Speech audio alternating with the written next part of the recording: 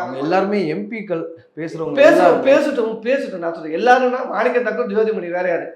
பிரவீன் சக்கரவர்த்தி யாரு? ஒரு முக்கிய தலைவர். என்ன ராகுல் காந்தியோட நெருக்கமாக. அது நீங்க சொல்றீங்க. தமிழ்நாடு காங்கிரஸ்ல பிரவீன் சக்கரவர்த்தி இஸ் நோபடி, சாதாரண ஒரு ஆள்.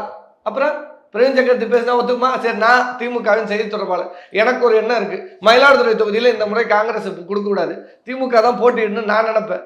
ஏன் எங்கள் மயிலாடுதுறை மாவட்டத்தில் உள்ள எங்கள் மயிலாடுதுறை தொகுதியில் உள்ள அத்தனை திமுக கட்சிக்காரர்களும் அதை விரும்புறாங்க. ஏன்னா நாடாளுமன்ற தேர்தலில் நாங்கள் எம்பியை விட்டு கொடுத்துருக்கோம்.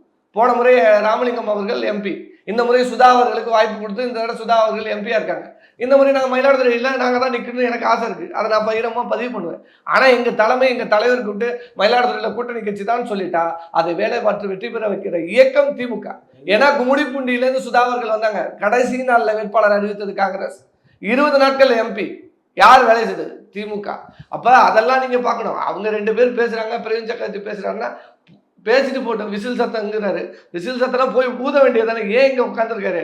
போய் ஊதுங்கிறோம். விசில் சத்தமாக கேட்குதோ, அது சவுங்கியாக கேட்குதோ, போய் ஊத வேண்டியது வேலைன்னா போய் ஊதலாம். யாரும் இங்கே தடுக்கல.